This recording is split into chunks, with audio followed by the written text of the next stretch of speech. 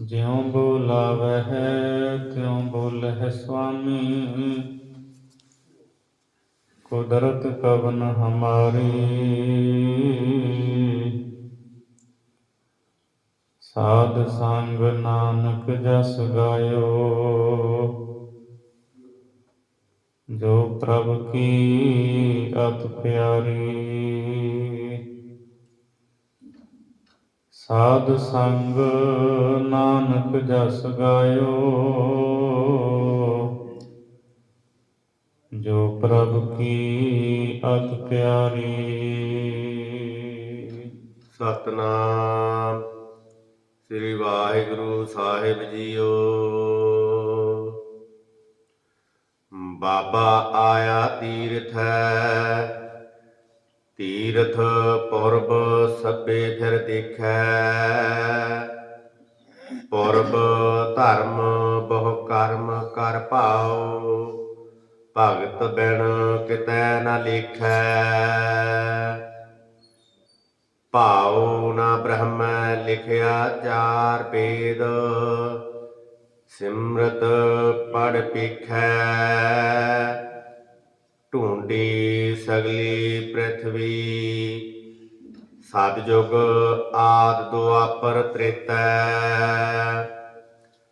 ਕਲਯੁਗ ਧੰਦੂ ਕਾਰ ਹੈ, ਭਰਮ ਭੁਲਾਈ ਬਹੁ ਬਿਧ ਭੇਖੈ। ਭੇਖੀ ਪ੍ਰਭੂ ਨ ਪਾਈਐ, ਆਪ ਗਵਾਏ ਰੂਪ ਨ ਰੇਖੈ। ਗੁਰਮੁਖ ਵਰਨ ਅਵਰਨ ਹੋਏ, ਨਿਵ ਚਲਣ ਗੁਰ ਸਿੱਖ ਵਸੇਖੈ। ਤਾ ਕਿਛ ਕਾਲ ਪਵੈ ਦਰ ਲੇਖੈ। ਤਾਂ ਕਿਛ ਕਾਲ ਪਵੈ ਦਰ ਲੇਖੈ। ਵਾਹਿਗੁਰੂ ਜੀ ਕਾ ਖਾਲਸਾ, ਵਾਹਿਗੁਰੂ ਜੀ ਕੀ ਫਤਿਹ।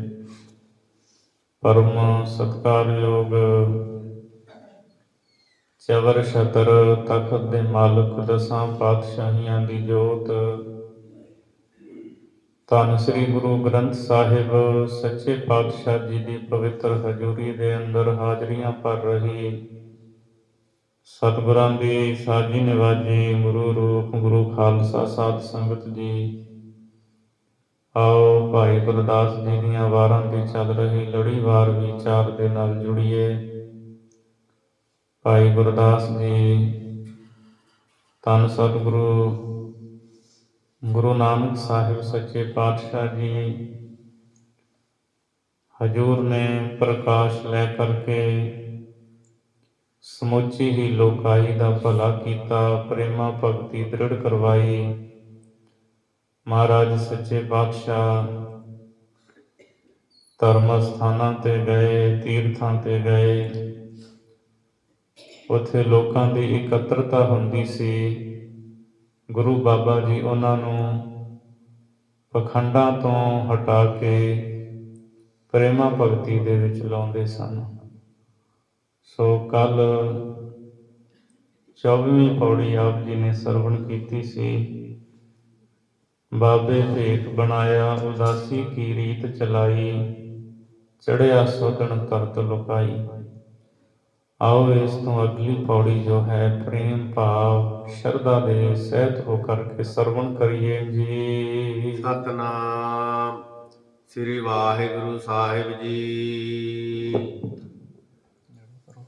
ਬਾਬਾ ਆਇਆ ਤੀਰਥੈ, ਤੀਰਥ ਪੁਰਬ ਸਭੇ ਫਿਰ ਦੇਖੈ। ਭਾਈ ਗੁਰਦਾਸ ਜੀ ਲਿਖਦੇ ਹੈ, ਗੁਰੂ ਬਾਬਾ ਜੀ ਜਦ ਬਾਬਾ ਤੀਰਥਾਂ ਤੇ ਆਇਆ, ਧੰਨ ਗੁਰੂ ਨਾਨਕ ਸਾਹਿਬ ਮਹਾਰਾਜ ਜਦ ਤੀਰਥਾਂ ਤੇ ਆਏ, ਤੀਰਥ ਪੁਰਬ ਸਭੇ ਫਿਰ ਦੇਖੈ। ਤੀਰਥਾਂ ਤੇ ਜਿਹੜੇ ਪੁਰਬ ਦਿਨ ਤਿਉਹਾਰ ਮੇਲੇ ਲੱਗਦੇ ਸੀ, ਇਕੱਤਰਤਾ ਹੁੰਦੀ ਸੀ। ਜਿਵੇਂ ਚੰਦ ਗ੍ਰਹਿਣ, ਸੂਰਜ ਗ੍ਰਹਿਣ ਵੇਲੇ ਵੱਡੀ ਇਕੱਤਰਤਾ ਹੁੰਦੀ ਸੀ ਤੀਰਥਾਂ ਤੇ, ਕੁੰਭ ਦਾ ਮੇਲਾ। ਸੋ ਇਸ ਤਰ੍ਹਾਂ ਤੀਰਥਾਂ ਦੇ ਜਿਹੜੇ ਪੁਰਬ ਦਿਨ ਦਿਹਾੜ ਮਹਾਰਾਜ ਜੀ ਤੀਰਥਾਂ ਤੇ ਆਏ ਤੇ ਤੁਰ ਫਿਰ ਕੇ ਸਤਿਗੁਰੂ ਨੇ ਸਾਰੇ ਹੀ ਵੇਖੇ ਐ। ਪੁਰਬ ਧਰਮ ਬਹੁ ਕਰਮ ਕਰ, ਭਾਉ ਭਗਤ ਬਿਨ ਕਿਤੈ ਨ ਲਿਖੈ। ਗੁਰੂ ਬਾਬਾ ਜੀ ਨੇ ਕੀ ਵੇਖਿਆ?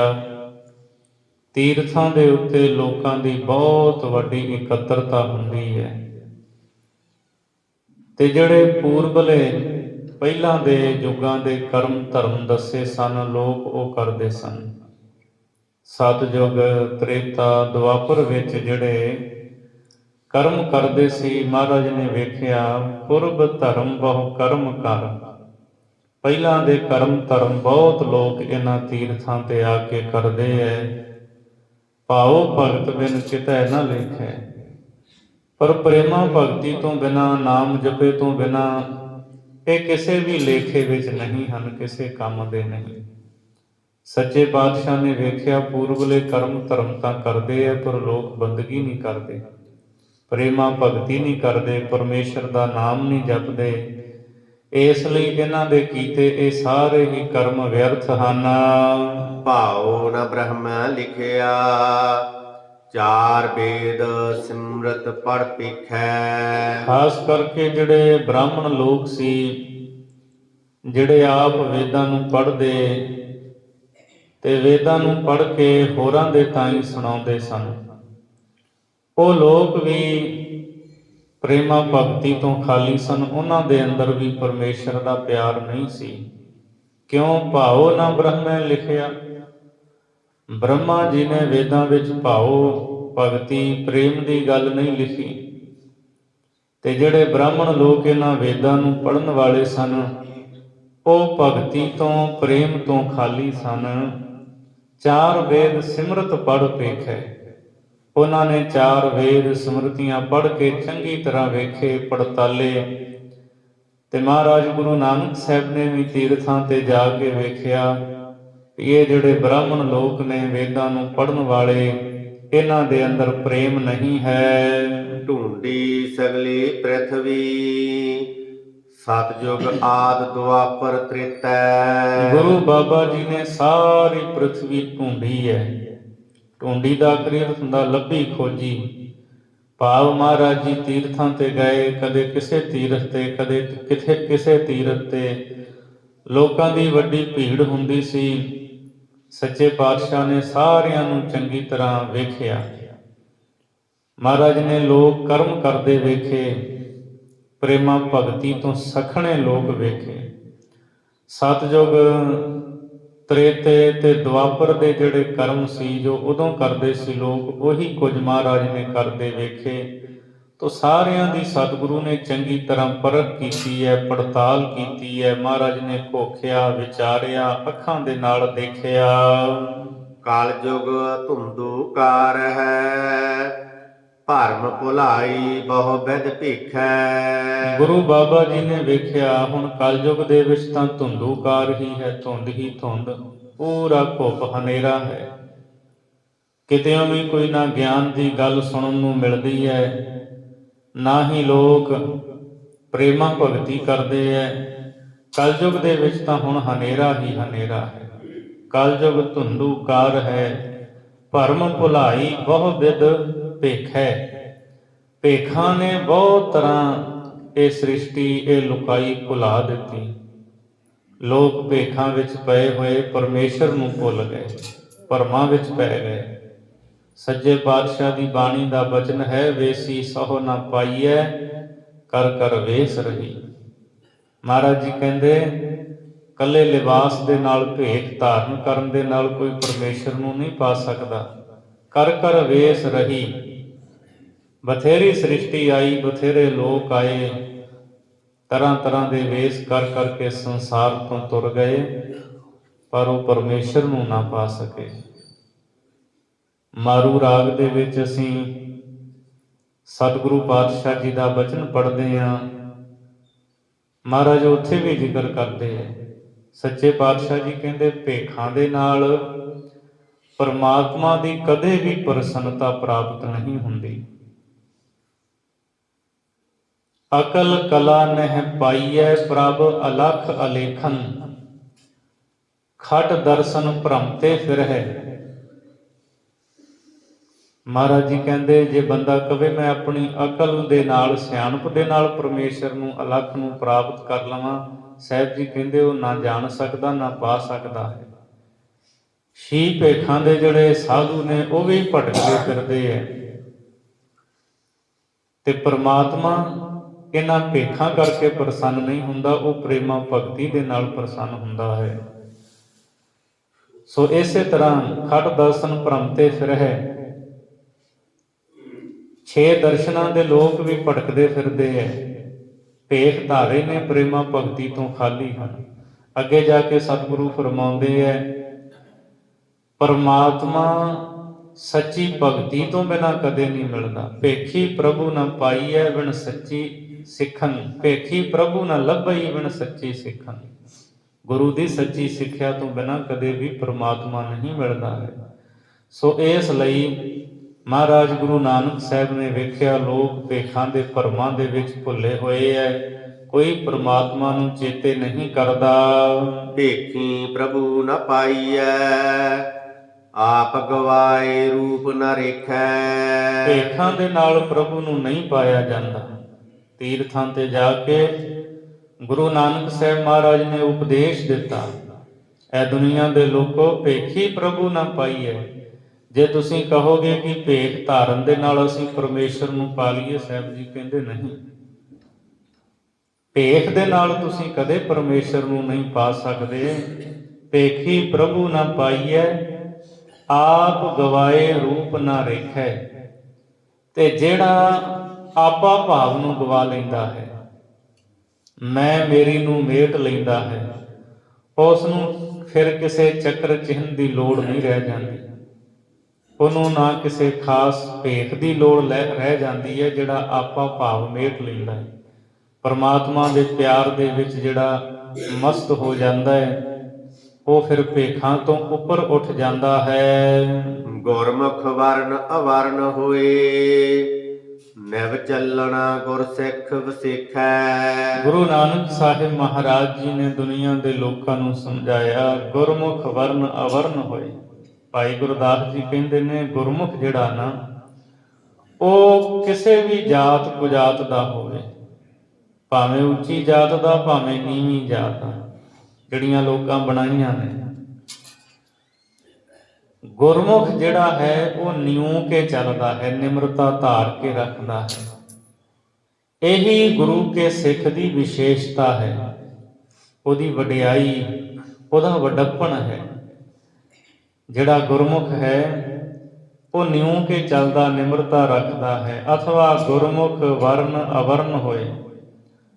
ਅਵਰਨ ਜਿਹਨੂੰ ਲੋਕ ਨੀਵੀਂ ਜਾਤ ਦਾ ਕਹਿੰਦੇ ਹੈ, ਮਹਾਰਾਜ ਕਹਿੰਦੇ ਜਿਹੜਾ ਗੁਰਮੁਖ ਹੈ ਨਾ, ਉਹ ਵਰਨ ਉੱਚੀ ਪਦਵੀ ਵਾਲਾ ਉਹੀ ਉੱਚਾ ਹੈ, ਉਹ ਨਿਉ ਕੇ ਚੱਲਦਾ ਹੈ। ਇਹੀ ਗੁਰਸਿੱਖੀ ਦੀ ਵਿਸ਼ੇਸ਼ਤਾ ਹੈ।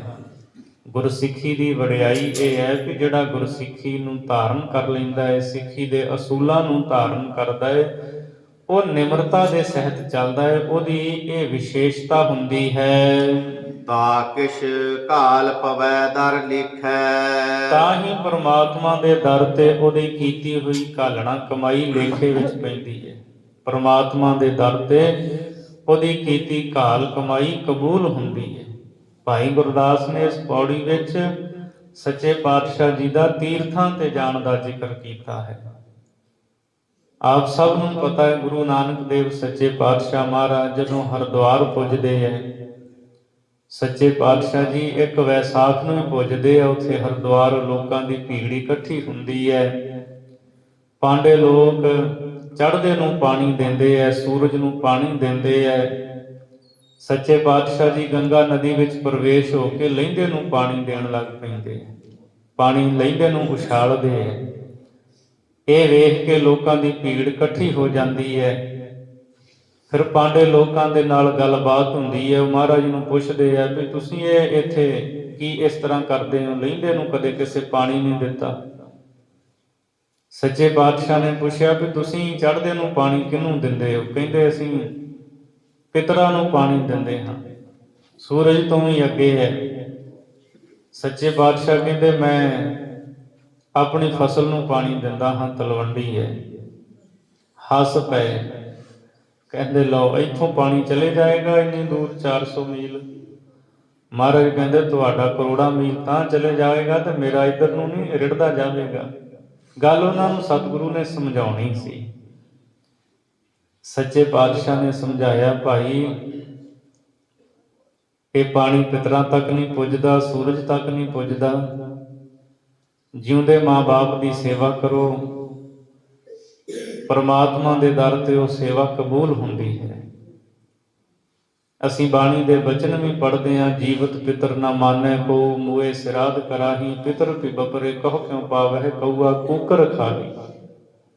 ਸੋ ਇਸ ਲਈ ਸਤਿਗੁਰੂ ਨੇ ਸੇਵਾ ਭਾਵ ਸਿਖਾਈ ਹੈ। ਕਿਵੇਂ ਕਿਵੇਂ ਜੀਵਨ ਦੇ ਵਿੱਚ ਰਹਿ ਕੇ ਸੇਵਾ ਕਰਨੀ ਹੈ, ਨਾਲ ਸਿਮਰਨ ਕਰਨਾ ਹੈ, ਕਿਰਤ ਕਰਨੀ ਹੈ, ਨਾਮ ਜਪਣਾ ਹੈ। ਸੋ ਸੱਚੇ ਪਾਤਸ਼ਾਹ ਤੀਰਥਾਂ ਤੇ ਗਏ, ਉਹਦਾ ਮਕਸਦ ਸੀ ਤੀਰਥਾਂ ਤੇ ਇਕੱਤਰਤਾ ਵੱਡੀ ਹੁੰਦੀ ਸੀ। ਤੋਂ ਵੱਡੇ ਇਕੱਠ ਦੇ ਵਿੱਚ ਬਹੁਤ ਸਾਰੇ ਲੋਕਾਂ ਨੂੰ ਚੰਗੀ ਸਿੱਖਿਆ ਸਤਿਗੁਰੂ ਪਾਤਸ਼ਾਹ ਜੀ ਬਖਸ਼ਦੇ ਸਨ। ਸੋ ਮਹਾਰਾਜ ਤੀਰਥਾਂ ਤੇ ਗਏ। ਸੋ ਇਹ ਪੌੜੀ ਦੇ ਵਿੱਚ ਸਤਿਗੁਰਾਂ ਦੇ ਤੀਰਥਾਂ ਤੇ ਜਾਣ ਦਾ ਜ਼ਿਕਰ ਹੈ। ਹੁਣ ਅਗਲੀ ਪੌੜੀ ਵਿੱਚ ਭਾਈ ਸਾਹਿਬ ਜੀ ਦੱਸਦੇ ਹੈ ਕਿਹੜੇ ਕਿਹੜੇ ਲੋਕ, ਕਿਸ ਤਰ੍ਹਾਂ ਦੀ ਪੂਜਾ ਮੰਨਤਾ ਕਰਨ ਵਾਲੇ ਲੋਕ ਮਹਾਰਾਜ ਨੂੰ ਮਿਲੇ, ਉਹਦਾ ਜ਼ਿਕਰ ਕਰ ਰਹੇ ਹਨ। ਜਤੀ ਸਤੀ ਚਿਰ ਜੀਵਨੇ, ਸਾਧਕ ਸਿੱਧਨਾਥ ਗੁਰ ਚੇਲੇ। ਜਦੋਂ ਮਹਾਰਾਜ ਗੁਰੂ ਨਾਨਕ ਸਾਹਿਬ ਤੀਰਥਾਂ ਤੇ ਗਏ ਤਾਂ ਬਹੁਤ ਲੋਕ ਸਤਿਗੁਰੂ ਨੂੰ ਮਿਲੇ ਹੈ। ਜਤੀ ਜਤ ਰੱਖਣ ਵਾਲੇ, ਸਤ ਰੱਖਣ ਵਾਲੇ ਲੋਕ ਮਿਲੇ ਹੈ। ਜਤੀ ਸਤੀ ਚਿਰ ਜੀਵਨੇ, ਜਿਹੜੇ ਚਿਰੰਜੀਵੀ ਸਨ, ਬਹੁਤ ਚਿਰ ਸਰੀਰ ਕਰਕੇ ਜਿਉਣ ਦੀ ਆਸ ਸੀ ਜਿਨ੍ਹਾਂ ਦੇ ਮਨ ਵਿੱਚ, ਤੇ ਫਿਰ ਉਹ ਯੋਗ ਸਾਧਨਾ ਕਰਿਆ ਕਰਦੇ ਸਨ। ਸਵਾਸਾਂ ਦੀ ਗਤੀ ਨੂੰ ਮੱਧਮ ਕਰ ਲੈਂਦੇ ਸੀ। ਉਮਰ ਉਹਨਾਂ ਦੀ ਬੜੀ ਲੰਬੇਰੀ ਹੋ ਜਾਂਦੀ ਸੀ। ਮਹਾਰਾਜ ਗੁਰੂ ਨਾਨਕ ਸਾਹਿਬ ਦੀ ਜਿਨ੍ਹਾਂ ਸਿੱਧਾਂ ਦੇ ਨਾਲ ਚਰਚਾ ਹੋਈ, ਉਹਨਾਂ ਦੀ ਉਮਰ ਬੜੀ ਬੜੀ ਲੰਮੀ ਸੀ, ਅੱਗੇ ਜ਼ਿਕਰ ਆ ਜਾਏਗਾ। ਉਹ ਲੋਕ ਤੀਰਥਾਂ ਤੇ ਸੱਚੇ ਪਾਤਸ਼ਾਹ ਨੂੰ ਮਿਲੇ। ਜਤੀ ਲੋਕ, ਸਤੀ ਲੋਕ, ਚਿਰੰਜੀਵੀ ਲੋਕ, ਸਾਧਕ ਸਿੱਧ ਨਾਥ ਗੁਰ ਚੇਲੇ, ਸਾਧਨਾ ਕਰਨ ਵਾਲੇ, ਔਰ ਇਸੇ ਤਰ੍ਹਾਂ ਸਿੱਧ ਜੋਗੀ ਨਾਥ, ਕੰਨਾਂ ਦੇ ਵਿੱਚ ਮੁੰਦਰਾਂ ਪਾਉਣ ਵਾਲੇ ਜਿਹੜੇ ਨਾਥ, ਗੁਰ ਚੇਲੇ, ਇਹਨਾਂ ਦੇ ਚੇਲੇ ਤੇ ਇਹ ਗੁਰੂ, ਇਹ ਸਾਰੇ ਸੱਚੇ ਪਾਤਸ਼ਾਹ ਜੀ ਨੂੰ ਮਿਲੇ। ਦੇਵੀ ਦੇਵਰ ਕੀ ਸੁਰਾ, ਭੈਰੋ ਖੇਤਰ ਪਾਲ ਬਹੁ ਮੇਲੇ। ਉਹ ਲੋਕ ਸੱਚੇ ਪਾਤਸ਼ਾਹ ਗੁਰੂ ਨਾਨਕ ਸਾਹਿਬ ਜੀ ਨੇ ਦੇਖੇ, ਸੱਚੇ ਪਾਤਸ਼ਾਹ ਨੂੰ ਮਿਲੇ ਤੀਰਥਾਂ ਦੇ ਉੱਤੇ, ਜਿਹੜੇ ਇਹ ਅਲਪ ਸ਼ਕਤੀਆਂ ਦੇ ਉਪਾਸ਼ਕ ਬਣ ਕੇ ਇਹਨਾਂ ਦੀ ਪੂਜਾ, ਇਹਨਾਂ ਦੀ ਮੰਨਤਾ ਕਰਦੇ ਸੀ। ਦੇਵੀ ਦੇਵ, ਦੇਵੀਆਂ, ਦੇਵਤੇ, ਰਿਖੀਸੁਰਾ, ਰਿਸ਼ੀਆਂ ਦੇ ਈਸ਼ਰ, ਵੱਡੇ ਰਿਸ਼ੀ, ਭੈਰਵ, ਇਹ ਵੀ ਇੱਕ ਦੇਵਤਾ ਹੈ। ਖੇਤਰਪਾਲ ਬਹੁ ਮੇਲੇ, ਤੇ ਖੇਤਰਪਾਲ ਕਹਿੰਦੇ ਕਾਲੀ ਦੇਵੀ ਜਿਹੜੀ ਹੈ, ਉਹਦਾ ਪੱਛਮ ਦੀ ਦਿਸ਼ਾ ਦਾ ਦਵਾਰਪਾਲ ਹੈ। ਖੇਤਰਪਾਲ ਨੂੰ ਲੋਕ ਮੰਨਦੇ ਹੈ। ਬਹੁ ਮੇਲੇ, ਸੋ ਇਹਨਾਂ ਨੂੰ ਲੋਕ ਮੰਨਦੇ, ਪੂਜਾ ਕਰਦੇ। ਇਹ ਇਕੱਠੇ ਕਰਕੇ ਲੋਕਾਂ ਨੇ ਰੱਖੇ ਸਨ। ਗਣ ਗੰਧਰਵ ਅਪਸਰਾ, ਕਿੰਨਰ ਜਖ ਚਲਤ ਬਹੁ ਖੇਲੇ। ਗਣ ਗੰਧਰਵ ਅਪਸਰਾ, ਇਸੇ ਤਰ੍ਹਾਂ ਜਿਹੜੇ ਗਣ, ਸ਼ਿਵ ਜੀ ਦੇ ਗਣ, ਨੰਦੀ ਗਣ ਇਤਿਆਦਿਕ, ਗੰਧਰਵ ਜਿਹੜੇ ਦੇਵਤਿਆਂ ਦੇ ਰਾਗੀ ਮੰਨੇ ਹੈ, ਗਾਉਣ ਵਾਲੇ ਹੈ। ਅਪਸਰਾ ਜਿਹੜੀਆਂ ਅਪਸਰਾਵਾਂ ਹਨ, ਪਰੀਆਂ। ਕਿੰਨਰ ਜਖ ਚਲਤ ਬਹੁ ਖੇਲੇ, ਕਿੰਨਰ ਤੇ ਯਕਸ਼, ਇਹ ਬਹੁਤ ਤਰ੍ਹਾਂ ਦੇ ਚਲਿੱਤਰ ਖੇਡਣ ਵਾਲੇ ਲੋਕ ਇਹਨਾਂ ਨੂੰ ਪੂਜਦੇ ਸਨ। ਰਾਖਸ ਦਾਨੋ ਦੈਤ ਲਖ, ਅੰਦਰ ਦੂਜਾ ਭਾਉ ਦਹੇਲੇ। ਰਾਖਸ਼, ਰਾਖਸ਼ ਬਿਰਤੀ ਦੇ ਲੋਕ, ਇਸੇ ਤਰ੍ਹਾਂ ਦਾਨੋ, ਦਨੂ ਦੇ ਪੁੱਤਰ, ਦੈਤ, ਦਿੱਤੀ ਦੇ ਪੁੱਤਰ, ਲੱਖਾਂ ਦੀ ਗਿਣਤੀ ਵਿੱਚ, ਜਿਨ੍ਹਾਂ ਦੇ ਅੰਦਰ ਦੂਜਾ ਭਾਉ ਸੀ, ਦ્વੈਤ ਸੀ। ਤੇ ਦੋਹੇਲੇ ਦੁਐਤ ਭਾਅ ਕਰਕੇ ਇਹ ਦੁਖੀ ਸਨ। ਅਥਵਾ ਇਹ ਜਿੰਨੇ ਵੀ ਭਾਈ ਸਾਹਿਬ ਨੇ ਗਣੇ ਨੇ ਨਾ, ਦੇਵੀ ਦੇਵ ਰਖੀਸੁਰਾ ਭੈਰਵ ਖੇਤਰਪਾਲ ਬਹੁ ਮੇਲੇ, ਗਣ ਗੰਧਰਵ ਅਪਸਰਾ ਕਿੰਨਰ ਜਖ ਚਲਤ ਬਹੁ ਖੇਲੇ, ਰਾਖਸ ਦਾਨੋ ਦੈਤ ਲਖ ਅੰਦਰ ਦੂਜਾ ਭਾਉ ਦਹੇਲੇ। ਇਹਨਾਂ ਨੂੰ ਜਿਹੜੇ ਮੰਨਣ ਵਾਲੇ ਸੀ, ਇਹਨਾਂ ਨੂੰ ਜਿਹੜੇ ਪੂਜਣ ਵਾਲੇ ਸੀ, ਉਹਨਾਂ ਦੇ ਅੰਦਰ ਪਰਮੇਸ਼ਰ ਦਾ ਪ੍ਰੇਮ ਨਹੀਂ ਸੀ। ਦੂਜਾ ਭਾਉ ਕਿਹਾ, ਵਾਹਿਗੁਰੂ ਨੂੰ ਛੱਡ ਕੇ ਇਹਨਾਂ ਦੂਜਿਆਂ ਹੋਰਾਂ ਦਾ ਪ੍ਰੇਮ ਸੀ, ਇਹਨਾਂ ਨੂੰ ਪੂਜਦੇ ਸਨ। ਇਸ ਕਰਕੇ ਵਾਹਿਗੁਰੂ ਨੂੰ ਛੱਡ ਕੇ ਇਹਨਾਂ ਦੀ ਪੂਜਾ ਕਰਨ ਵਾਲੇ ਇਹ ਸਾਰੇ ਦੁਹੇਲੇ ਦੁਖੀ ਸਨ।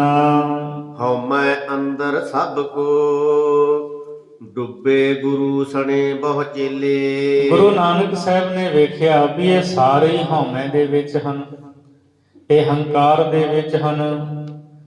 ਇਹਨਾਂ ਅਲਪ ਸ਼ਕਤੀਆਂ ਦੇ, ਇਹਨਾਂ ਦੇ ਅੰਦਰ ਵੀ ਹੰਕਾਰ, ਜਿਹੜੇ ਇਹਨਾਂ ਨੂੰ ਪੂਜਣ ਵਾਲੇ ਉਹ ਵੀ ਹੰਕਾਰੀ ਨੇ। ਹਉਮੈ ਵਿਕਾਰ ਇਹਨਾਂ ਦੇ ਅੰਦਰੋਂ ਦੂਰ ਨਹੀਂ ਹੋਏ, ਨਿਮਰਤਾ ਇਹਨਾਂ ਦੇ ਹਿਰਦੇ ਵਿੱਚ ਨਹੀਂ ਟਿਕੀ। ਤਾਂ ਮਹਾਰਾਜ ਨੇ ਵੇਖਿਆ ਇਹਨਾਂ ਸਾਰਿਆਂ ਦੇ ਅੰਦਰ ਹਉਮੈ ਹੈ।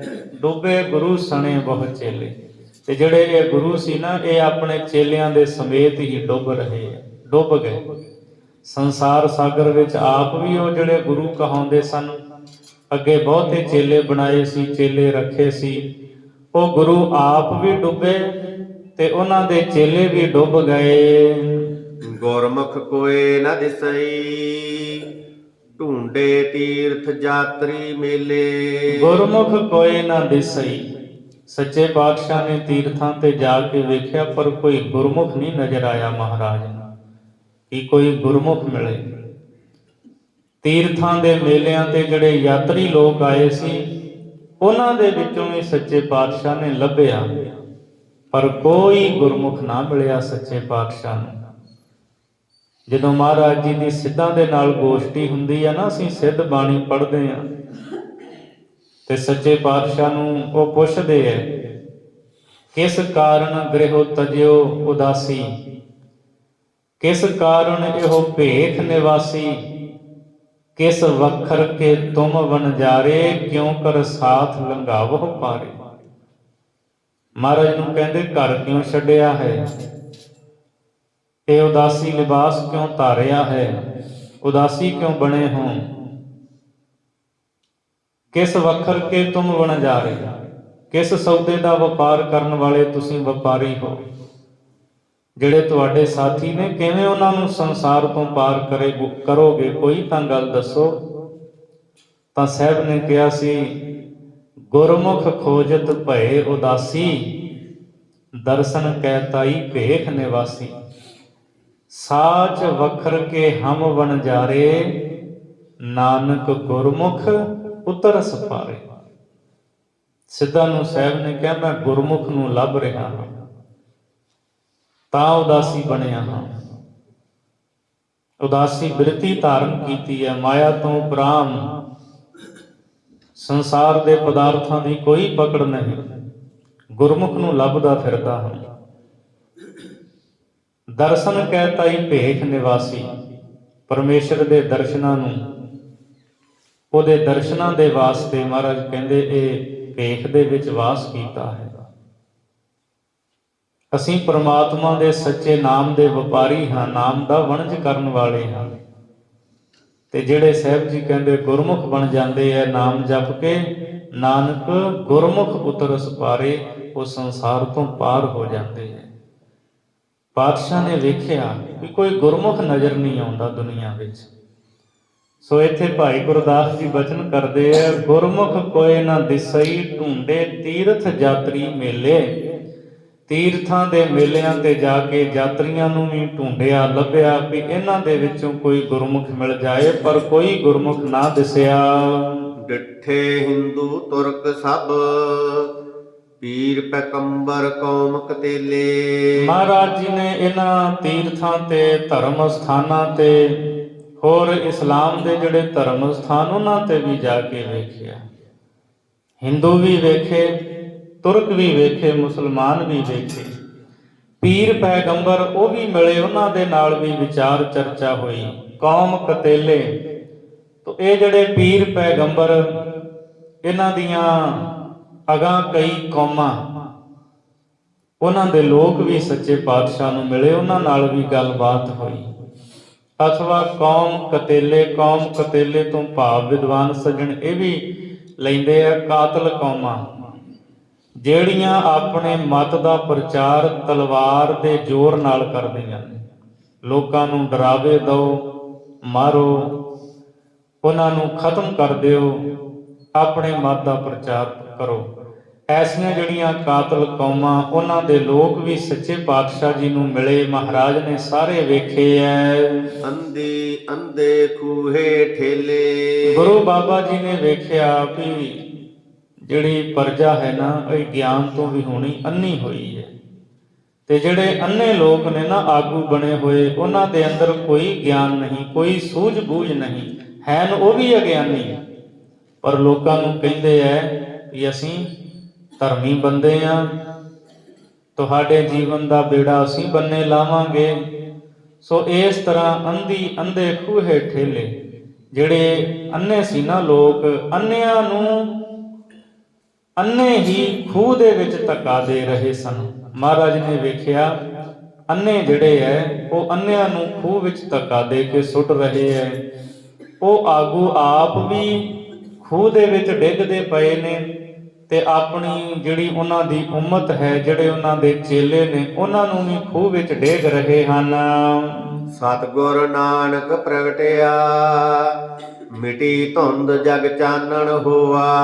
ਹੁਣ ਭਾਈ ਸਾਹਿਬ ਜੀ, ਭਾਈ ਗੁਰਦਾਸ ਸਾਹਿਬ ਜੀ, ਗੁਰੂ ਨਾਨਕ ਸਾਹਿਬ ਜੀ ਦੇ ਪ੍ਰਗਟ ਹੋਣ ਤੇ ਕਿਵੇਂ ਤਬਦੀਲੀ ਆਈ, ਕੀ ਕੁਝ ਹੋਇਆ, ਦ੍ਰਿਸ਼ਟਾਂਤ ਦਿੰਦੇ ਐ। ਸਤਿਗੁਰ ਨਾਨਕ ਪ੍ਰਗਟਿਆ, ਜਦ ਸਤਿਗੁਰੂ ਗੁਰੂ ਨਾਨਕ ਦੇਵ ਸੱਚੇ ਪਾਤਸ਼ਾਹ ਜੀ ਪ੍ਰਗਟ ਹੋਏ, ਰਾਏ ਭੋਏ ਦੀ ਤਲਵੰਡੀ ਤੇ ਸਤਿਗੁਰੂ ਨੇ ਪ੍ਰਕਾਸ਼ ਧਾਰਿਆ। ਮਿਟੀ ਧੁੰਦ ਜਗ ਚਾਨਣ ਹੋਆ, ਧੁੰਦ ਮਿਟ ਗਈ, ਸੰਸਾਰ ਵਿੱਚ ਚਾਨਣ ਹੋ ਗਿਆ। ਧੁੰਦ ਜਿਹੜੀ ਹੁੰਦੀ ਹੈ ਉਹ ਚਿੱਟੀ ਹੁੰਦੀ ਹੈ। ਅਗਲੀ ਪੰਕਤੀ ਵਿੱਚ ਅੰਧੇਰ ਕਹਿਣਗੇ ਹਨੇਰਾ। ਇੱਕ ਕਾਲਾ ਹਨੇਰਾ ਹੈ, ਇੱਕ ਚਿੱਟਾ ਹਨੇਰਾ ਹੈ। ਕਾਲੇ ਹਨੇਰੇ ਦੇ ਨਾਲੋਂ ਚਿੱਟਾ ਹਨੇਰਾ ਜਿਹੜਾ ਹੁੰਦਾ ਨਾ ਧੁੰਦ ਦਾ, ਉਹ ਵਧੇਰੇ ਖਤਰਨਾਕ ਹੁੰਦਾ ਹੈ। ਕਿਉਂਕਿ ਅੱਜ ਕੱਲ੍ਹ ਵੀ ਅਸੀਂ ਦੇਖਦੇ ਹਾਂ ਵੀ ਜਦੋਂ ਕਾਲੀ ਬੋਲੀ ਰਾਤ ਹੁੰਦੀ ਹੈ, ਬੰਦਾ ਲਾਈਟ ਦਾ ਕੋਈ ਪ੍ਰਬੰਧ ਕਰ ਲੈਂਦਾ ਹੈ, ਰਾਹ ਵਿੱਚ ਸਫ਼ਰ ਕਰਦਾ ਹੈ, ਪਰ ਜਦੋਂ ਧੁੰਦ ਪੈ ਜਾਂਦੀ ਹੈ, ਉਹ ਚਿੱਟਾ ਹਨੇਰਾ, ਉੱਥੇ ਤਾਂ ਫਿਰ ਗੱਡੀ ਦੀਆਂ ਲਾਈਟਾਂ ਵੀ ਕੰਮ ਨਹੀਂ ਕਰਦੀਆਂ, ਮੁਸ਼ਕਲ ਹੋ ਜਾਂਦਾ ਹੈ। ਕਈ ਐਕਸੀਡੈਂਟ ਹੁੰਦੇ ਅਸੀਂ ਵੇਖਦੇ ਹਾਂ। ਜਿਹੜਾ ਚਿੱਟਾ ਹਨੇਰਾ ਹੁੰਦਾ ਨਾ, ਖਤਰਨਾਕ ਹੁੰਦਾ ਹੈ। ਕਾਲਾ ਹਨੇਰਾ ਵੀ ਮਹਾਰਾਜ ਨੂੰ ਮਿਲਿਆ। ਕਾਲਾ ਹਨੇਰਾ ਉਹ ਲੋਕ ਸਨ ਜਿਹੜੇ ਬਿਲਕੁਲ ਅਗਿਆਨੀ ਸਨ, ਜਿਨ੍ਹਾਂ ਨੂੰ ਕੁਝ ਪਤਾ ਹੀ ਨਹੀਂ ਸੀ। ਮਹਾਰਾਜ ਨੇ ਸਿੱਖਿਆ ਦੇ ਕੇ ਉਹਨਾਂ ਨੂੰ ਗਿਆਨ ਬਖਸ਼ਿਆ, ਪ੍ਰੇਮਾ ਭਗਤੀ ਦੇ ਰਾਹ ਤੇ ਪਾਤਾ। ਚਿੱਟਾ ਹਨੇਰਾ ਧੁੰਦ ਉਹ ਸੀ ਜਿਹੜੇ ਧਰਮ ਦੇ ਆਗੂ ਬਣੇ ਹੋਏ ਸੀ, ਪਰ ਉਹਨਾਂ ਦੇ ਵਿੱਚ ਧਰਮ ਨਹੀਂ ਸੀ, ਧਰਮ ਦੀ ਕਮਾਈ ਨਹੀਂ ਸੀ ਕਰਦੇ, ਧਰਮ ਦੇ ਗੁਣ ਨਹੀਂ ਸੀ ਉਹਨਾਂ ਲੋਕਾਂ ਦੇ ਵਿੱਚ। ਸੱਚੇ ਪਾਤਸ਼ਾਹ ਨੂੰ ਉਹ ਵੀ ਲੋਕ ਮਿਲੇ।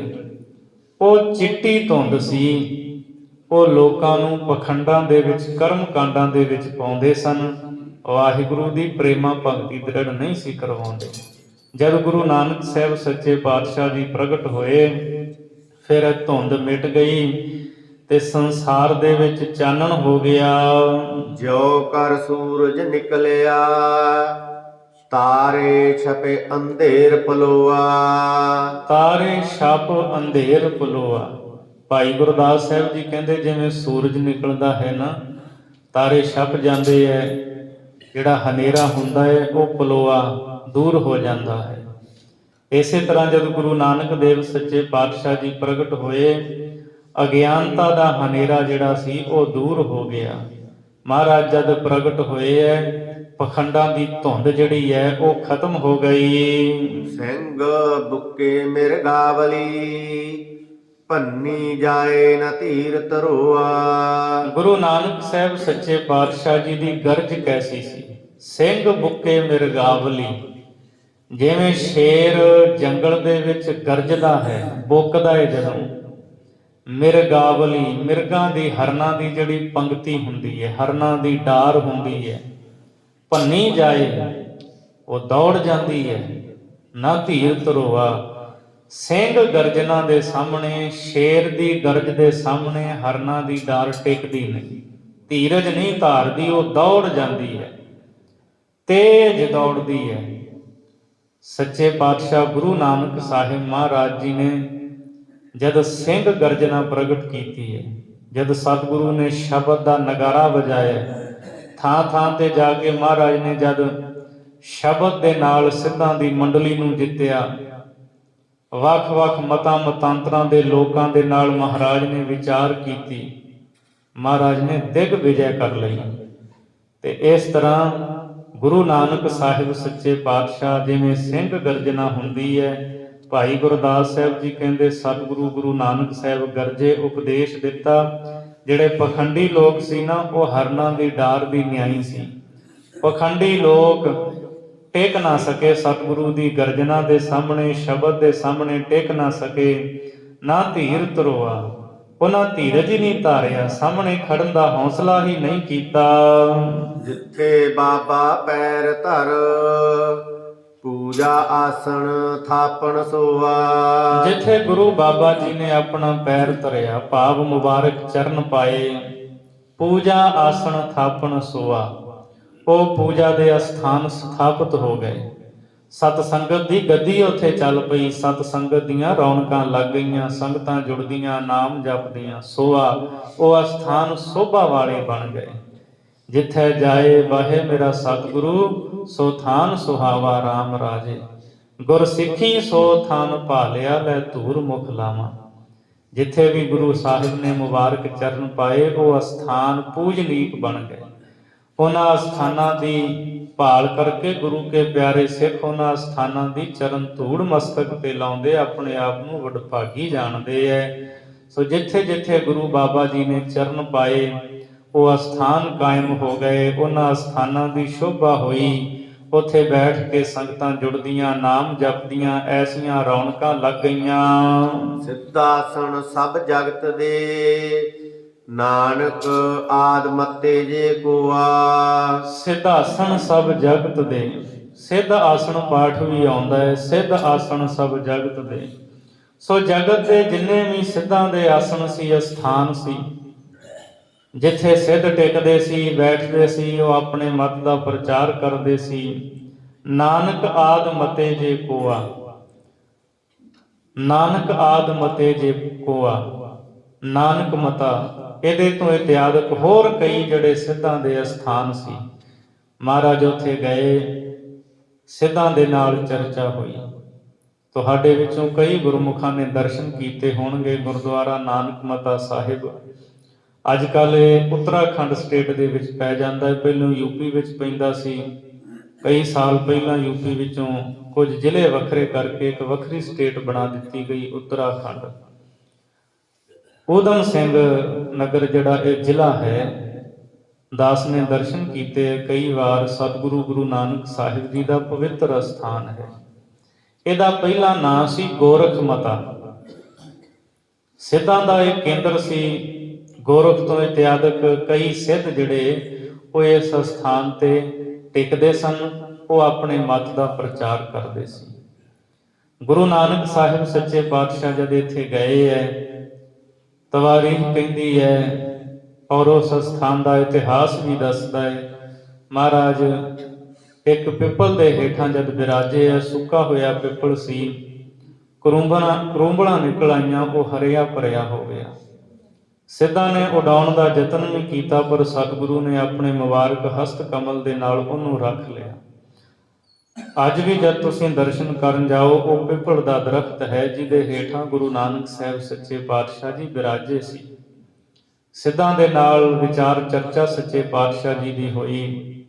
ਬਹੁਤ ਸੋਹਣਾ ਗੁਰਦੁਆਰਾ ਸਥਾਨ ਬਣਿਆ ਹੋਇਆ ਨਾਨਕ ਮੱਤਾ ਸਾਹਿਬ। ਧੂਣਾ ਸਾਹਿਬ ਵੀ ਇੱਥੇ ਹੀ ਹੈ। ਜਦੋਂ ਹਨੇਰੀ ਆਈ, ਸਿੱਧਾਂ ਦੇ ਕੋਲ ਅੱਗ ਮੰਗਣ ਲਈ ਭਾਈ ਮਰਦਾਨੇ ਨੂੰ ਭੇਜਿਆ ਮਹਾਰਾਜ ਨੇ, ਉਹਨਾਂ ਇਨਕਾਰ ਕਰ ਦਿੱਤਾ ਸੀ। ਭਾਈ ਮਰਦਾਨੇ ਨੂੰ ਸਾਹਿਬ ਨੇ ਕਿਹਾ ਵੀ ਲੱਕੜਾਂ ਲਿਆ। ਪੋਹ ਦਾ ਮਹੀਨਾ ਸੀ, ਠੰਡ ਬਹੁਤੀ ਸੀ। ਰਾਤ ਅੱਗ ਬਾਲੀ, ਅੱਗ ਸੇਕੀ, ਹਨੇਰੀ ਮੀਂਹ ਆ ਗਿਆ, ਸਿੱਧਾਂ ਦੀਆਂ ਅਗਨੀਆਂ ਬੁਝ ਗਈਆਂ। ਪਰ ਗੁਰੂ ਨਾਨਕ ਸਾਹਿਬ ਸੱਚੇ ਪਾਤਸ਼ਾਹ ਭਾਈ ਮਰਦਾਨਾ ਜਿੱਥੇ ਬੈਠੇ ਆ, ਉਹੀ ਜਿਹੜਾ ਧੂਣਾ ਸੀ ਉਹ ਬਲਦਾ ਰਿਹਾ। ਉਹ ਧੂਣਾ ਸਾਹਿਬ ਦੇ ਨਾਂ ਨਾਲ ਪ੍ਰਸਿੱਧ ਹੈ। ਭੋਰਾ ਸਾਹਿਬ ਇੱਕ ਸਥਾਨ, ਸਿੱਧਾ ਨੇ ਗੁਰੂ ਨਾਨਕ ਸਾਹਿਬ ਜੀ ਨੂੰ ਕਿਹਾ ਤੁਸੀਂ ਇਹ ਥਾਂ ਛੱਡ ਕੇ ਚਲੇ ਜਾਓ, ਇਹ ਸਾਡਾ ਥਾਂ ਹੈ। ਉਹਨਾਂ ਚਾਲ ਖੇਡੀ, ਟੋਆ ਪੱਟ ਕੇ ਉੱਤੇ ਕਾਨਿਆਂ ਦੀ ਛੱਤ ਪਾ ਕੇ ਮਿੱਟੀ ਪਾ ਕੇ ਇੱਕ ਬੱਚਾ ਬਿਠਾਤਾ ਸੀ। ਕਹਿੰਦੇ ਆਪਾਂ ਧਰਤੀ ਨੂੰ ਪੁੱਛ ਲੈਨੇ ਆ ਤੂੰ ਕਿਹਦੀ ਹੈ। ਉਹ ਬੱਚੇ ਨੂੰ ਸਿਖਾਇਆ ਸੀ ਤੂੰ ਆਵਾਜ਼ ਦੇਵੀਂ ਮੈਂ ਸਿੱਧਾਂ ਦੀ ਹਾਂ। ਤੇ ਜਦ ਪੁੱਛਿਆ ਉਹ ਆਵਾਜ਼ ਆਈ ਧਰਤੀਏ ਤੂੰ ਕਿਹਦੀ ਹੈ, ਉਹ ਕਹਿੰਦੀ ਮੈਂ ਸਿੱਧਾਂ ਦੀ ਹਾਂ। ਇਹ ਸਿੱਧ ਮਤਾ ਗੋਰਖ ਮਤਾ ਹੈ। ਦੋ ਵਾਰਾਂ ਆਵਾਜ਼ ਦਿੱਤੀ, ਤੀਜੀ ਵਾਰ ਮਹਾਰਾਜ ਕਹਿੰਦੇ ਬੱਚੇ ਸ਼ਾਂਤ ਹੋ ਜਾ। ਉਹ ਫਿਰ ਸ਼ਾਂਤ ਹੋ ਗਿਆ। ਆਵਾਜ਼ ਆਈ ਮੈਂ ਗੁਰੂ ਨਾਨਕ ਸਾਹਿਬ ਜੀ ਦੀ ਹਾਂ, ਇਹ ਨਾਨਕ ਮਤਾ ਹੈ। ਸੋ ਇਸ ਤਰ੍ਹਾਂ ਗੋਰਖ ਮਤੇ ਤੋਂ ਇਹ ਅਸਥਾਨ ਨਾਨਕ ਮਤਾ ਬਣ ਗਿਆ। ਭਾਈ ਗੁਰਦਾਸ ਜੀ ਨੇ ਇਹਦਾ ਜ਼ਿਕਰ ਕੀਤਾ ਹੈ, ਨਾਨਕ ਆਦ ਮਤੇ ਜੇ ਕੋਆ। ਇੱਥੇ ਹੀ ਜਦ ਸਿੱਧਾ ਨੇ ਕਿਹਾ ਸਾਨੂੰ ਗੰਗਾ ਦਾ ਇਸ਼ਨਾਨ ਕਰਾਓ, ਸਤਿਗੁਰੂ ਪਾਤਸ਼ਾਹ ਜੀ ਨੇ ਭਾਈ ਮਰਦਾਨੇ ਨੂੰ ਕਿਹਾ ਸੋਟੀ ਲੈ ਜਾ, ਪਹਾੜਾਂ ਵੱਲੋਂ ਲੀਕ ਖਿੱਚਦਾ ਤੁਰਿਆ ਆਵੀਂ, ਗੰਗਾ ਪਿੱਛੇ ਆਵੇਗੀ। ਭਾਈ ਮਰਦਾਨਾ ਜਦ ਨੇੜੇ ਆਇਆ ਮਨ ਵਿੱਚ ਖਿਆਲ ਆਇਆ, ਉਹ ਵੀ ਸਤਿਗੁਰੂ ਨੇ ਖਿਆਲ ਆਪ ਹੀ ਪੈਦਾ ਕੀਤਾ ਵੀ ਪਿੱਛੇ ਆਉਂਦੀ ਹੈ ਗੰਗਾ, ਵੇਖਿਆ ਵੀ ਪਾਣੀ ਪਾਣੀ। ਫਿਰ ਜਦੋਂ ਲਕੀਰਾਂ ਪਾ ਕੇ ਫਿਰ ਖਿੱਚਣ ਲੱਗਾ, ਉੱਥੇ ਹੀ ਖੜ ਗਈ ਉਹ ਗੰਗਾ। ਸਿੱਧਾ ਨੂੰ ਕਿਹਾ ਵੀ ਇੰਨੀ ਹੁਣ ਅਸੀਂ ਲੈਣ ਦੀ, ਹੁਣ ਤੁਸੀਂ ਅੱਗੇ ਲੈ ਆਓ। ਜ਼ੋਰ ਲਾ ਕੇ ਹਟ ਗਏ, ਸਿੱਧ ਅੱਗੇ ਨਾ ਲਿਆ ਸਕੇ। ਉੱਥੇ ਬੌਲੀ ਸਾਹਿਬ ਅਸਥਾਨ ਬਣੇ। ਅੱਜ ਕੱਲ੍ਹ ਉਹ ਵੱਡਾ ਬੰਨ ਮਾਰ ਕੇ ਉੱਥੇ ਨਾਨਕ ਸਾਗਰ ਡੈਮ ਬਣਾ ਦਿੱਤਾ ਗਿਆ ਹੈ। ਜਦੋਂ ਹੁਣ ਵੀ ਕਦੇ ਪਿੱਛੇ ਪਹਾੜਾਂ ਜ਼ਿਆਦਾ ਮੀਂਹ ਪੈ ਜਾਂਦਾ ਹੈ, ਉਹਦਾ ਬੰਨ ਫਟੇ ਚੱਕ ਦਿੰਦੇ ਹੈ, ਕਈਆਂ ਦਾ ਨੁਕਸਾਨ ਹੁੰਦਾ ਹੈ।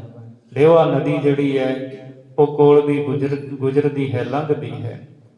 ਸੋ ਬਹੁਤ ਉੱਚਾ ਜਿਹੜਾ ਉਹ ਬੰਨ ਹੈ, ਤੁਸੀਂ ਕਈਆਂ ਨੇ ਦਰਸ਼ਨ ਕੀਤੇ ਹੋਣਗੇ। ਬੌਲੀ ਸਾਹਿਬ ਉਹ ਨਾਨਕ ਸਾਗਰ ਜਿਹੜਾ ਡੈਮ ਉਹਦੇ ਵਿੱਚ ਹੈ।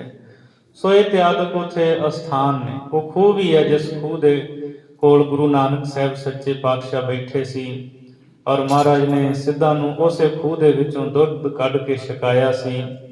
ਤੇ ਇੱਥੇ ਹੀ ਸਿੱਧਾਂ ਦੇ ਨਾਲ ਚਰਚਾ ਹੁੰਦਿਆਂ ਸੱਚੇ ਪਾਤਸ਼ਾਹ ਨੂੰ ਉਹਨਾਂ ਪੁੱਛਿਆ ਮਹਾਰਾਜ ਤੁਹਾਡਾ ਉਪਦੇਸ਼ ਕੀ ਹੈ। ਗੁਰੂ ਨਾਨਕ ਸਾਹਿਬ ਨੇ ਕਿਹਾ ਕਿਰਤ ਕਰੋ, ਨਾਮ ਜਪੋ, ਵੰਡ ਛਕੋ। ਕਹਿੰਦੇ ਕਿਰਤ ਕਰੋ, ਨਾਮ ਜਪੋ ਤਾਂ ਠੀਕ ਹੈ, ਜੇ ਵੰਡ ਛਕਣ ਜੋਗਾ ਕੋਲ ਹੋਵੇ ਨਾ। ਮਹਾਰਾਜ ਕਹਿੰਦੇ ਨੀਤ ਹੋਵੇ ਤਾਂ ਵੀ ਵੰਡਿਆ ਜਾ ਸਕਦਾ। ਉਹਨਾਂ ਤਿਲ ਦਿੱਤਾ ਮਹਾਰਾਜ ਨੂੰ, ਇਹ ਵੰਡ ਕੇ ਵਿਖਾਓ। ਸੱਚੇ ਪਾਤਸ਼ਾਹ ਨੇ ਭਾਈ ਮਰਦਾਨੇ ਨੂੰ ਕਿਹਾ ਲਿਆ ਜਲ, ਤੇ ਉਹ ਤਿਲ ਜਿਹੜਾ ਸੀ ਉਹ ਘੋਟ ਦਿੱਤਾ ਤੇ ਸਾਰਿਆਂ ਨੂੰ ਮਹਾਰਾਜ ਨੇ ਥੋੜਾ ਥੋੜਾ ਛਕਾ ਦਿੱਤਾ। ਜਾਂ ਇਉਂ ਕਹੋ ਕੋਈ ਸ਼ਰਦਾਈ ਬਣਾ ਕੇ ਛਕਾ ਦਿੱਤੀ। ਮਹਾਰਾਜ ਕਹਿੰਦੇ ਲਓ ਇੱਕ ਤਿਲ ਵੰਡਿਆ ਗਿਆ। ਸੋ ਵੰਡ ਖਾਣ ਦਾ ਸਿਧਾਂਤ ਵੀ ਸਿੱਧਾਂ ਨੂੰ ਗੁਰੂ ਨਾਨਕ ਸਾਹਿਬ ਸੱਚੇ ਪਾਤਸ਼ਾਹ ਨੇ ਸਮਝਾਇਆ। ਤੇ ਫਿਰ ਇਸ ਸਥਾਨ ਦੀ ਸੇਵਾ ਬਾਬਾ ਅਲਮਸਤ ਜੀ ਕਰਿਆ ਕਰਦੇ ਸਨ, ਮੀਰੀ ਪੀਰੀ ਦੇ ਮਾਲਕ ਗੁਰੂ ਹਰਗੋਬਿੰਦ ਸਾਹਿਬ ਵੇਲੇ। ਸਿੱਧਾਂ ਨੇ ਫਿਰ ਜ਼ੋਰ ਪਾ ਕੇ ਨਾ ਬਾਬਾ ਅਲਮਸਤ ਜੀ ਨੂੰ ਉੱਥੋਂ ਕੱਢ ਦਿੱਤਾ ਕਿ ਤੂੰ ਇਸ ਸਥਾਨ ਦੀ ਸੇਵਾ ਨਹੀਂ ਕਰ ਸਕਦਾ, ਇਹ ਤਾਂ ਸਾਡਾ ਗੋਰਖ ਮਤਾ ਸੀ, ਤੁਸੀਂ ਕਬਜ਼ਾ ਕਰ ਲਿਆ ਇੱਥੇ। ਫਿਰ ਬਾਬਾ ਅਲਮਸਤ ਜੀ ਨੇ ਗੁਰੂ ਹਰਗੋਬਿੰਦ ਸਾਹਿਬ ਸੱਚੇ ਪਾਤਸ਼ਾਹ ਨੂੰ ਚੇਤੇ ਕੀਤਾ ਸੀ। ਮਹਾਰਾਜ ਇੱਥੇ ਭਾਈ ਕੀ ਡਰੋਲੀ ਸਨ। ਕੁਝ ਸਿੱਖਾਂ ਦੇ ਸਮੇਤ ਘੋੜਿਆਂ ਤੇ ਸਵਾਰ ਹੋ ਕੇ ਸੱਚੇ ਪਾਤਸ਼ਾਹ ਜੀ ਪਹੁੰਚੇ, ਬਾਬਾ ਅਲਮਸਤ ਜੀ ਨੂੰ ਮਿਲੇ ਤੇ ਸਿੱਧਾਂ ਨੂੰ ਫਿਰ ਮਹਾਰਾਜ ਸੱਚੇ ਪਾਤਸ਼ਾਹ ਜਦੋਂ ਉੱਥੇ ਪਹੁੰਚੇ, ਸਿੱਧ ਉਹ ਥਾਂ ਹੀ ਛੱਡ ਕੇ ਦੌੜ ਗਏ, ਭੱਜ ਗਏ। ਫਿਰ ਉੱਥੇ ਨੇੜੇ ਰਿਆਸਤ ਦਾ ਇੱਕ ਰਾਜਾ ਸੀ, ਉਹਦਾ ਨਾਮ ਦਾਸ ਨੂੰ ਵਿਸਰ ਗਿਆ। ਉਹ ਸਿੱਧਾਂ ਨੇ ਉਹਦੇ ਕੋਲ ਜਾ ਕੇ ਬੇਨਤੀ ਕੀਤੀ। ਉਹ ਰਾਜਾ ਜਦੋਂ ਆਇਆ ਆਪਣੀ ਫੌਜ ਸਮੇਤ ਅੱਗੇ ਗੁਰੂ ਹਰਗੋਬਿੰਦ ਸਾਹਿਬ ਜੀ, 52 ਰਾਜਿਆਂ ਨੂੰ ਜਿਨ੍ਹਾਂ ਨੂੰ ਗਵਾਲੀਅਰ ਦੇ ਕਿਲੇ ਵਿੱਚੋਂ ਰਿਹਾ ਕਰਵਾਇਆ ਸੀ, ਉਹ ਰਾਜਾ ਉਹਨਾਂ ਵਿੱਚ ਸੀ। ਉਹ ਸੱਚੇ ਪਾਤਸ਼ਾਹ ਦੇ ਚਰਨੀ ਪਿਆ। ਸੋ ਫਿਰ ਬਾਬਾ ਅਲਮਸਤ ਜੀ ਜਿਹੜੇ ਸਨ ਉਹ ਸੇਵਾ ਕਰਦੇ ਰਹੇ। ਸਿੱਧਾਂ ਨੇ ਉਹ ਪਿੱਪਲ ਵੀ ਸਾੜ ਦਿੱਤਾ ਸੀ। ਮਹਾਰਾਜ ਨੇ ਕੇਸਰ ਦੇ ਛਿੱਟੇ ਮਾਰ ਕੇ ਤੇ ਉਹਨੂੰ ਫਿਰ ਹਰਿਆ ਭਰਿਆ ਕੀਤਾ ਸੀ ਗੁਰੂ ਹਰਗੋਬਿੰਦ ਸਾਹਿਬ ਸੱਚੇ ਪਾਤਸ਼ਾਹ ਨੇ। ਸੋ ਗੁਰਦੁਆਰਾ ਨਾਨਕ ਮਤਾ ਸਾਹਿਬ ਸਤਿਗੁਰੂ ਨੇ ਮੁਬਾਰਕ ਚਰਨ ਪਾਏ। ਅੱਜ ਵੀ ਸੰਗਤਾਂ ਜੁੜਦੀਆਂ ਨੇ। ਭਾਈ ਗੁਰਦਾਸ ਜੀ ਲਿਖ ਰਹੇ ਨੇ, ਸਿੱਧ ਆਸਣ ਸਭ ਜਗਤ ਦੇ, ਨਾਨਕ ਆਦ ਮਤੇ ਜੇ ਕੋਆ। ਸਿੱਧ ਆਸਣ ਇਤਿਹਾਦਕ ਜਗਤ ਦੇ ਜਿਹੜਾ ਪਹਿਲਾਂ ਗੋਰਖ ਮਤਾ ਸੀ, ਇਹ ਨਾਨਕ ਮਤਾ ਪ੍ਰਸਿੱਧ ਹੋ ਗਿਆ। ਘਰ ਘਰ ਅੰਦਰ ਧਰਮਸਾਲ ਹੋਵੇ ਕੀਰਤਨ ਸਦਾ ਵਿਸੋਆ। ਘਰ ਘਰ ਦੇ ਵਿੱਚ ਧਰਮਸ਼ਾਲਾ ਕਾਇਮ ਹੋ ਗਈ। ਧਰਮਸਾਲ ਦਾ ਅਖਰੀ ਅਰਥ ਹੁੰਦਾ ਧਰਮ ਦਾ ਸਾਲ ਘਰ, ਜਿੱਥੋਂ ਧਰਮ ਦੀ ਰੌਸ਼ਨੀ ਮਿਲੇ। ਘਰ ਘਰ ਵਿੱਚ ਧਰਮਸ਼ਾਲਾ ਕਾਇਮ ਹੋ ਗਈ। ਹੋਵੇ ਕੀਰਤਨ ਸਦਾ ਵਿਸੋਆ, ਸਦਾ ਹੀ ਕੀਰਤਨ ਹੁੰਦਾ ਹੈ। ਮਾਲਕ ਦੀਆਂ ਸਿਫਤਾਂ ਗਾਈਆਂ ਜਾਂਦੀਆਂ ਨੇ। ਜਿਵੇਂ ਵਿਸੋਆ ਵੈਸਾਖੀ ਦਾ ਜੋੜ ਮੇਲਾ ਹੁੰਦਾ, ਇਕੱਤਰਤਾ ਹੁੰਦੀ ਹੈ, ਪ੍ਰਸੰਨਤਾ ਹੁੰਦੀ ਹੈ, ਚਿੱਤ ਨੂੰ ਖੇੜਾ ਹੁੰਦਾ ਹੈ। ਇਸ ਤਰ੍ਹਾਂ ਘਰ ਘਰ ਦੇ ਵਿੱਚ ਧਰਮਸ਼ਾਲਾ ਕਾਇਮ ਹੋ ਗਈ। ਲੋਕ ਨਾਮ ਜਪਦੇ ਨੇ, ਪਰਮਾਤਮਾ ਦੀ ਬੰਦਗੀ ਕਰਦੇ ਹਨ। ਹੋਵੇ ਕੀਰਤਨ ਸਦਾ ਵਿਸੋਆ। ਸਾਧ ਸੰਗਤ ਤੇ ਜਿਹੜਾ ਸ਼ਬਦ ਹੈ ਵਿਸੋਆ ਹੈ, ਇੱਥੋਂ ਵਿਸੋਆ ਤੋਂ ਵਿਸਾਖੀ ਲੈ ਕੇ ਨਾ ਕਈਆਂ ਨੇ ਬੜਾ ਪ੍ਰਾਪੇ ਕੰਡਾ ਕੀਤਾ। ਗੁਰੂ ਨਾਨਕ ਸਾਹਿਬ ਦਾ ਪ੍ਰਕਾਸ਼ ਅਖੇ ਵੈਸਾਖ ਵਿੱਚ ਹੋਇਆ। ਔਰ ਇੱਥੋਂ ਤੱਕ ਕਿ ਤੁਹਾਡੇ ਬੱਚਿਆਂ ਨੂੰ ਸਕੂਲਾਂ ਦੀਆਂ ਕਿਤਾਬਾਂ ਵਿੱਚ ਵੀ 15 ਅਪ੍ਰੈਲ ਦਾ ਪੜ੍ਹਾਇਆ ਗਿਆ, ਜਦੋਂ ਕਿ ਆਦਿ ਕਾਲ ਤੋਂ ਗੁਰੂ ਨਾਨਕ ਸਾਹਿਬ ਦਾ ਪ੍ਰਕਾਸ਼ ਕੱਤਕ ਦੀ ਪੂਰਨਮਾਸੀ ਨੂੰ ਮਨਾਇਆ ਜਾਂਦਾ ਹੈ। ਉਹ ਕਹਿੰਦੇ ਨਹੀਂ ਜੀ, ਦੇਖੋ ਖਾਲਸਾ ਵੀ ਵੈਸਾਖੀ ਨੂੰ ਸਾਜਿਆ, ਗੁਰੂ ਨਾਨਕ ਸਾਹਿਬ ਦਾ ਪ੍ਰਕਾਸ਼ ਵੈਸਾਖੀ ਨੂੰ ਹੋਇਆ। ਉਹ ਇਹ ਸ਼ਬਦ ਲੈਂਦੇ ਇੱਥੇ, ਹੋਵੇ ਕੀਰਤਨ ਸਦਾ ਵਿਸੋਆ। ਪਰ ਇੱਥੇ ਪ੍ਰਕਾਸ਼ ਦਾ ਤਾਂ ਕਿਤੇ ਜ਼ਿਕਰ ਹੀ ਨਹੀਂ ਹੈ। ਉੱਤੇ ਜ਼ਿਕਰ ਆ ਗਿਆ ਮਿੱਟੀ ਧੁੰਦ, ਜਗ ਚਾਨਣ ਹੋਆ। ਪੁੱਛਣ ਵਾਲਾ ਹੋਵੇ ਵਿਸਾਖ 'ਚ ਕਿਹੜੀ ਧੁੰਦ ਪੈਂਦੀ ਹੈ? ਮਹਾਰਾਜ ਦਾ ਕੱਤਕ ਦੀ ਪੂਰਨਮਾਸੀ ਸਰਦ ਰੁੱਤ ਸ਼ੁਰੂ ਹੋ ਜਾਂਦੀ ਹੈ, ਉਦੋਂ ਹੀ ਧੁੰਦ ਪੈਂਦੀ ਹੈ। ਤੋ ਦ੍ਰਿਸ਼ਟਾਂਤ ਤਾਂ ਉਸ ਵਕਤ ਜਿਵੇਂ ਦਾ ਮੌਸਮ, ਜਿਵੇਂ ਦੀ ਰੁੱਤ, ਉਹ ਭਾਈ ਗੁਰਦਾਸ ਜੀ ਉੱਤੇ ਦੇ ਚੁੱਕੇ ਨੇ। ਤੇ ਫਿਰ ਭਾਈ ਗੁਰਦਾਸ ਜੀ ਨੇ ਆਪਣੇ ਇੱਕ ਕਵਿਤ ਦੇ ਵਿੱਚ ਵੀ ਜ਼ਿਕਰ ਕੀਤਾ ਹੈ, ਕਾਰਤਕ ਮਾਸ ਰੁੱਤ ਸਰਦ ਪੂਰਨਮਾਸੀ, 8 ਜਾਮ 64 ਘਰੀ ਆਜ ਮੇਰੀ ਬਾਰੀ ਹੈ। ਉਥੇ ਕਾਰਤਕ ਦੀ, ਕੱਤਕ ਦੀ ਗੱਲ ਕਰਦੇ ਆ ਭਾਈ ਗੁਰਦਾਸ ਜੀ। ਤੋਂ ਸਤਿਗੁਰੂ ਗੁਰੂ ਨਾਨਕ ਸਾਹਿਬ ਦਾ ਪ੍ਰਕਾਸ਼ ਕੱਤਕ ਦੀ ਪੂਰਨਮਾਸੀ ਨੂੰ ਹੋਇਆ ਹੈ। ਸੋ ਇੱਥੇ ਭਾਈ ਸਾਹਿਬ ਜੀ ਜ਼ਿਕਰ ਕਰਦੇ ਆ, ਜਿਵੇਂ ਵਿਸੋਆ ਵਿਸਾਖੀ ਦੀ ਖੁਸ਼ੀ ਹੁੰਦੀ ਹੈ ਨਾ, ਇਉਂ ਘਰ ਘਰ ਦੇ ਵਿੱਚ ਧਰਮਸ਼ਾਲਾ ਕਾਇਮ ਹੋਈ ਤੇ ਵਾਹਿਗੁਰੂ ਪਰਮਾਤਮਾ ਦੀ ਬੰਦਗੀ ਕਰਕੇ ਸਾਰਿਆਂ ਦੇ ਹਿਰਦੇ ਖਿੜੇ, ਪ੍ਰਸੰਨ ਚਿੱਤ ਹੋਏ। ਬਾਬੇ ਤਾਰੇ 4 ਚੱਕ, 9 ਖੰਡ ਪ੍ਰਿਥਵੀ ਸੱਚਾ ਢੋਆ। ਗੁਰੂ ਬਾਬਾ ਜੀ ਨੇ ਚਾਰੇ ਚੱਕ ਤਾਰ ਦਿੱਤੇ। 4 ਦਿਸ਼ਾਵਾਂ, ਪੂਰਬ ਪੱਛਮ ਉੱਤਰ ਦੱਖਣ, ਚਾਰੇ ਦਿਸ਼ਾਵਾਂ ਦੇ ਲੋਕਾਂ ਨੂੰ ਤਾਰ ਦਿੱਤਾ। 9 ਖੰਡ ਜਿਹੜੀ ਇਹ ਪ੍ਰਿਥਵੀ ਹੈ, ਇਹਨੂੰ ਸੱਚੇ ਨਾਮ ਦਾ ਢੋਆ ਆਸਰਾ ਦੇ ਦਿੱਤਾ। ਸੱਚਾ ਨਾਮ ਮਿਲ ਗਿਆ। ਗੁਰਮੁਖ ਕਲ ਵਿੱਚ ਪ੍ਰਗਟ ਹੋਆ। ਗੁਰਮੁਖ ਸ਼੍ਰੋਮਣੀ ਗੁਰੂ ਧੰਨ ਗੁਰੂ ਨਾਨਕ ਦੇਵ ਸੱਚੇ ਪਾਤਸ਼ਾਹ ਮਹਾਰਾਜ ਕਲਯੁਗ ਦੇ ਵਿੱਚ ਪ੍ਰਗਟ ਹੋਏ ਨੇ। ਲੋਕਾਂ ਨੂੰ ਪ੍ਰੇਮਾ ਭਗਤੀ ਦੇਣ ਲਈ, ਨਾਮ ਜਪਾਉਣ ਵਾਸਤੇ ਸੱਚੇ ਪਾਤਸ਼ਾਹ ਨੇ ਉਦਾਸੀਆਂ ਕੀਤੀਆਂ। ਥਾਂ ਥਾਂ ਤੇ ਜਾ ਕੇ ਮਹਾਰਾਜ ਉਪਦੇਸ਼ ਦੇ ਕੇ ਸਤਿਗੁਰੂ ਨੇ ਲੋਕਾਂ ਨੂੰ ਨਿਹਾਲ ਕੀਤਾ। ਸੋ ਇੱਥੋਂ ਤੱਕ ਪਹਿਲੀ ਵਾਰ ਦੀਆਂ 27 ਪੌੜੀਆਂ ਹੋਈਆਂ ਨੇ। ਭੁੱਲਾਂ ਦੀ ਖਿਮਾ ਬਖਸ਼ਣੀ, ਅਗਾਂਹ ਵਾਸਤੇ ਸੁਮਤ ਬਖਸ਼ਣੀ ਜੀ। ਲਿਖੈ ਕਤਹਿ ਨ ਛੂਟੀਐ, ਖਿਨ ਖਿਨ ਭੂਲਣ ਹਾਰ।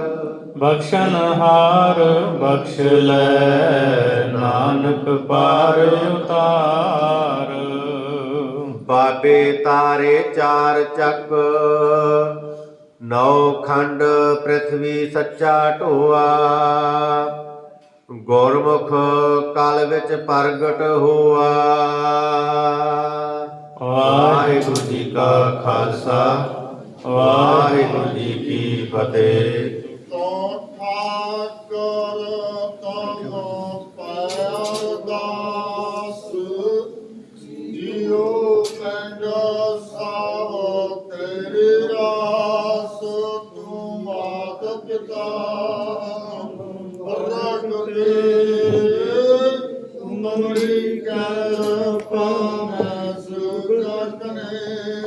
ਜੀ ਕੋਈ ਨ ਜਾਣੇ ਤੁਮਰਾ ਉੱਚੇ ਸੇ ਉੱਚਾ ਭਗਵੰਤ। ਸਗਲ ਸਮਾਗਰੀ ਤੁਮਰਾ ਸੁਤਰਤਾਰੀ। ਤੁਮ ਤੇ ਹੋਏ ਸੋ ਆਗਿਆਕਾਰ। ਜੀ ਤੁਮਰੀ ਗਤ ਮਿਤ ਤੁਮਰੀ ਨਾਨਕ ਦਾਸ